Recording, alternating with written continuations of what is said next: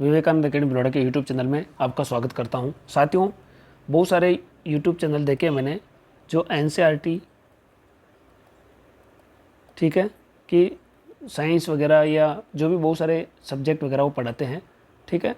तो साथियों, मैं आप लोगों के लिए ऐसे ही इस तरह का एक वीडियो लेके आया हूं जिसमें आपको ओरिजिनल कंटेंट्स आपको देखने को मिलेगा, जो कि सरकार के द्वारा ये स्कूल्स के अंदर अभी वर्तमान सत्र में ये चल रही हैं। ठीक साथियों, 2023-24 का जो सेशन चल रहा है उसके अंदर ये किताब जो है साथियों अभी इसमें चल रही हैं, तो आप लोग इसको फॉलो करें। ये कक्षा 9 है, इसका मैं फर्स्ट चैप्टर आप लोगों के लिए लेके आया हूँ साथियों, कक्षा 9 के लिए, है ना। ये विषय सूची है साथियों। फर्स्ट जो चैप्टर है अपना, सबसे पहले अपन ये फर्स्ट चैप्टर इसको कंप्लीट करेंगे साथियों। तो साथियों, कहीं पर भी अगर आपको लगे कि सर इस जगह ये पॉइंट है या कोई भी है, तो आप लोग कमेंट बॉक्स में कमेंट कर सकते हैं मुझे, ठीक है। और साथियों, टेलीग्राम के ऊपर अपना जो है आप कोई भी क्यूरी है तो वो मुझे पूछ सकते हैं, एमडी सर भिलवाड़ा पे, ऐसा आप लोग सर्च करोगे तो आपको जो है वो मेरा टेलीग्राम मिल जाएगा। इसके अलावा विवेकानंद अकेडमी भिलवाड़ा 2013 आप लोग सर्च करोगे तो मेरा टेलीग्राम चैनल भी मिल जाएगा, ठीक साथियों। लगभग उसमें 750 फॉलोवर हैं, ठीक है। ये मेरा पर्सनल है, तो आप लोग इन पे ही मुझे कांटेक्ट कर सकते हैं। पहला चैप्टर है, हम चैप्टर वाइज चैप्टर सारे चैप्टर पढ़ेंगे जो कक्षा 9 में पढ़ता है बच्चा, उनके लिए भी उपयोगी हैं और कंपटीशन एग्ज़ाम की तैयारी करने वालों के लिए भी ये वेरी इंपॉर्टेंट होगा। तो आइए स्टार्ट करते हैं। चैप्टर 1 का नाम है साथियों हमारे आसपास के पदार्थ। हमारे आसपास के पदार्थ हैं फर्स्ट चैप्टर का नेम। तो साथियों, इसके ऊपर जो ये इंट्रोडक्शन है ये आप लोग देख सकते हैं, यानी इसका जो फोकस है साथियों वो पदार्थ पे होगा, ठीक है। यहाँ से अगर हम बात करते हैं तो भारत के प्राचीन दार्शनिकों ने पदार्थ को 5 मूल तत्वों में वर्गीकृत किया, जिसे पंच तत्व कहा जाता है। ये आप लोग सुनते रहते हैं। ये पंच तत्व क्या है, इनमें आप लोग ज़रूरी ध्यान में रखें, वायु, पृथ्वी, अग्नि, जल और आकाश, ये हैं पंच तत्व। साथियों, आप लोग इंपॉर्टेंट चीज़ को आप वीडियो को रोक के अपने खुद के नोट्स भी बना सकते हैं, ठीक साथियों। उनके अनुसार इन्हीं पंच तत्वों से सभी वस्तुएं बनी होती हैं, ठीक है। ये आप लोग देख सकते हैं, पदार्थों को भौतिक और रासायनिक प्रकृति के आधार पर 2 प्रकार से वर्गीकृत किया जाता है। इसके अंदर अपन आगे जो है बहुत पदार्थों के बारे में ज्ञान अर्जित करेंगे। पदार्थों का भौतिक स्वरूप पदार्थ कणों से मिलकर बना होता है, ये आप लोग ध्यान रखें, वेरी इंपॉर्टेंट साथियों। इस तरह के जो फैक्ट्स होते हैं ना, ये प्रश्नों में पूछ लेते हैं। आगे मैं आप लोगों को बहुत बार इसमें आगे बताता रहूँगा। बाकी आप लोग जो मैं ये पढ़ा नहीं रहा हूँ, आप लोग खुद इस किताब को वीडियो को पॉज करके ये पढ़ सकते हैं साथियों, जो कि ज़्यादा वेरी इंपॉर्टेंट नहीं है, ठीक है। सॉरी। आगे देखते हैं साथियों, ये क्रियाकलाप खत्म होने के बाद पदार्थ के कण कितने छोटे हैं आप लोगों ने ध्यान में देखा होगा। अब आगे बात करते हैं साथियों, यह प्रयोग दर्शाता है कि पोटेशियम परमैंगनेट बहुत छोटे से क्रिस्टलों से पानी की बहुत अधिक मात्रा को भी रंगीन कर देता है। यानी पोटेशियम परमैंगनेट में बहुत सारे साथियों जो हैं छोटे छोटे कण मिले होते हैं, इनसे इसलिए ये इतने बड़े पानी को भी जो है रंगीन कर देता है। इसे हम ये निष्कर्ष निकाल सकते हैं कि पोटेशियम परमैंगनेट के केवल एक क्रिस्टल में कई सूक्ष्म कण होते हैं। ये कण छोटे छोटे कणों में विभाजित रहते हैं।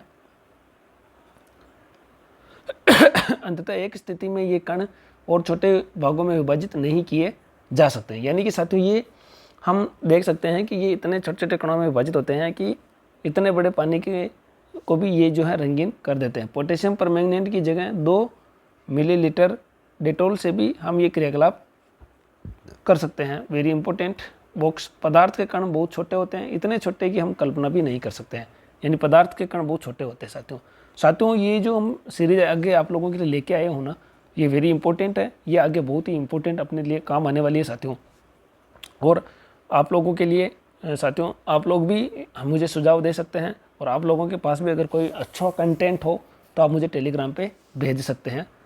पदार्थ के कणों के बीच रिक्त स्थान होता है। ये पदार्थ के कणों के अभिलाक्षणिक गुण हैं। उसके अंदर पहला गुण कौन सा होता है कि पदार्थ के कणों के बीच रिक्त स्थान होता है। ये ध्यान में रखें, पदार्थ के कणों के बीच में रिक्त स्थान होता है। अब अपन बात करते हैं नमक, शर्करा, डेटोल, पोटेशियम परमैंगनेट के कण समान रूप से पानी में वितरित हो गए। ठीक है, इसी प्रकार जब हम चाय, कॉफ़ी, नींबू पानी बनाते हैं तो एक पदार्थ के कण दूसरे पदार्थ के कणों के रिक्त स्थानों में समावेशित हो जाते हैं। ये दर्शाता है कि पदार्थ के कणों के बीच पर्याप्त रिक्त स्थान होता है साथियों। बिल्कुल। दूसरा पॉइंट है पदार्थ के कण निरंतर गतिशील होते हैं। ठीक है, क्रियाकलाप देख सकते हैं आप लोग। ठीक है ना। अब यहाँ पे इंपॉर्टेंट चीज़ आई है कि भाई पदार्थ के कण जो हैं वो निरंतर गतिशील होते हैं। ठीक है, आप लोग देखते ही हैं कोई भी पदार्थ होता है जैसे कोई भी, तो उसके निरंतर गतिशील होते हैं, अर्थात उनमें गतिज ऊर्जा होती है। तापमान बढ़ने से कणों की गति तेज हो जाती है। इंपॉर्टेंट फैक्ट, ऐसे एग्जाम में क्वेश्चन बनते हैं कि तापमान बढ़ने से कणों की गति हो जाती है निम्न में से, तो उसमें आ जाता है तेज हो जाती है, कम हो जाती है या नियत रहती है। तो ये आप लोग ध्यान में रखें कि तापमान बढ़ने से कण जो है तेज से तेज गति हो जाती है। इसलिए हम कह सकते हैं कि तापमान बढ़ने से कणों की गतिज ऊर्जा भी बढ़ जाती है। उपरोक्त तीनों क्रियाकलापों में देखा होगा आपने, दो विभिन्न पदार्थों के कणों का स्वतः मिलना ही विसरण कहलाता है। ये वेरी इंपॉर्टेंट है यहाँ पे साथियों। कक्षा 9 के विद्यार्थियों के लिए भी वेरी इंपॉर्टेंट है। 1 नंबर का या रिक्त स्थान से ये प्रश्न यहाँ पे बन सकता है साथियों, तो इसको अच्छे से नोट कर लें। ऐसा कणों के रिक्त स्थानों में ये हो जाता है, दो विभिन्न पदार्थों के कणों का स्वतः मिलना ही विसरण कहलाता है।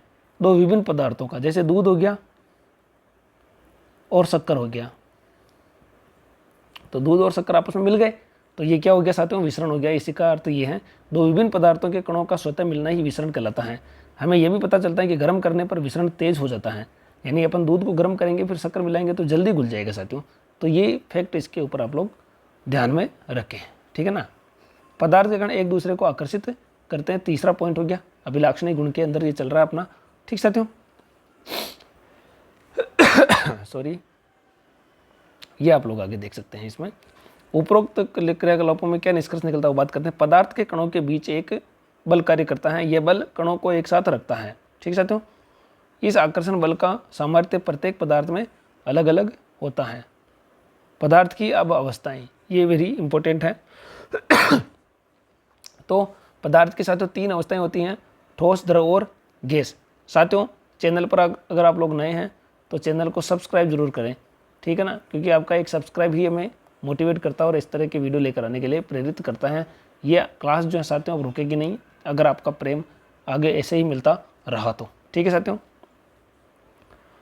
और बिल्कुल भी साथियों फ्री है ये। ठीक है, ठोस अवस्था आगे बात करते हैं साथियों। पहली अवस्था कौन सी है, ठोस अवस्था। निम्नलिखित वस्तुओं को एकत्रित करें, ये तो क्रियाकलाप हो गया साथियों।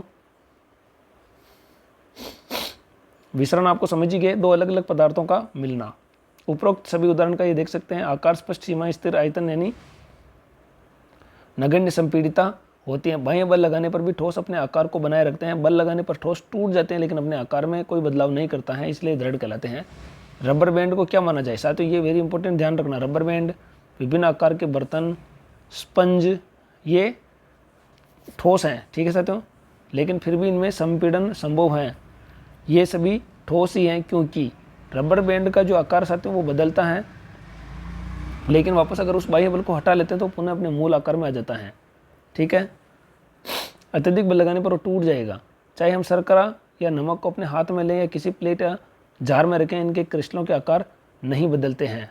ठीक है ना, क्रिस्टल जो होते हैं उनके आकार नहीं बदलते। स्पंज में बहुत छोटे छिद्र होते हैं जिनमें वायु का समावेश होता है। जब हम इसे दबाते हैं तो वे वायु बाहर निकालती है, जिससे इसका संपीड़न संभव है।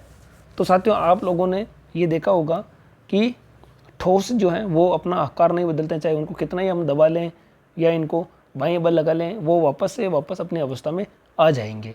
तो ये ठोस अवस्था है। यानी कि आज अपन ने साथियों जो पढ़ा है वो यहाँ तक पढ़ा है साथियों। पेज नंबर देख सकते हैं, इसके अंदर 4 नंबर पेज तक हमने पढ़ाई कर ली है। इसके आगे कंटिन्यू ये क्लास रहेगी, लेकिन इस पर आपका क्या रिस्पॉन्स आता है वो मुझे देखना होगा। आपको ये वीडियो कैसा लगा, क्लास कैसी लगी और क्या कमी रही है, वो भी आप लोगों को मुझे कमेंट के माध्यम से कमेंट करके बताना होगा। तो ये कक्षा 9 वालों के लिए तो इम्पोर्टेंट है, ये साथ में कंपटीशन एग्जाम की तैयारी करने वालों के लिए भी वेरी वेरी इंपॉर्टेंट क्लास है साथियों। तो साथियों उम्मीद करता हूँ चैनल पर नए हैं तो चैनल को लाइक, शेयर, सब्सक्राइब करेंगे, अपने सभी दोस्तों के साथ पहुँचा देंगे इसको। ठीक है, और जल्द से जल्द आप लोग अपने जो कंपटीशन एग्जाम के जिनके ग्रुप हैं उनमें भी आप लोग शेयर कर सकते हैं। तो इसी तरह साथियों पढ़ते रहिए, आगे बढ़ते रहिए। मिलते हैं अगले वीडियो में, तब तक के लिए जय हिंद, जय भारत।